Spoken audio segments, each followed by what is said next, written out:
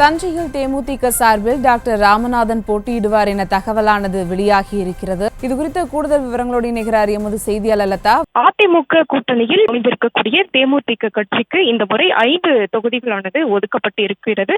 அந்த வகையில் பார்த்தோம் என்றால் தஞ்சாவூர் மாநகர மாவட்ட செயலாளர் ராமநாதன் போட்டியிடுவதற்கான வாய்ப்பு இருப்பதாக நமக்கு தெரிய வருகிறது. விருதுநகரில் விஜய பிரபாகரன் இந்த முறை களத்தில் இறங்குவார் என்ற தகவலும் நமக்கு கிடைத்திருக்கிறது. கடலூரில் முன்னாள் பன்ருட்டி தொகுதியினுடைய முன்னாள் எம்எல்ஏ சிவக்கொழுந்து போட்டியிடுவதற்கான வாய்ப்பு இருப்பதாக தெரிகிறது. திருவள்ளூர் தொகுதியில் பூந்தமல்லி நகர செயலாளர் ஸ்ரீராம் போட்டியிட வாய்ப்பு இருக்கிறது. ஒருவேளை இல்லை என்றால் எழும்பூர் முன்னாள் எம்எல்ஏ நல்லதம்பி போட்டியிடுவதற்கான வாய்ப்பு இருப்பதாக தெரிய வருகிறது. மத்திய சென்னையை பொறுத்த வரைக்கும் முன்னாள் எம்எல்ஏ பார்த்தசாரதி அல்லது மத்திய சென்னையினுடைய மாவட்ட செயலாளர் பிரபாகரன் போட்டியிடுவதற்கான வாய்ப்பு இருப்பதாக தெரிய வருகிறது.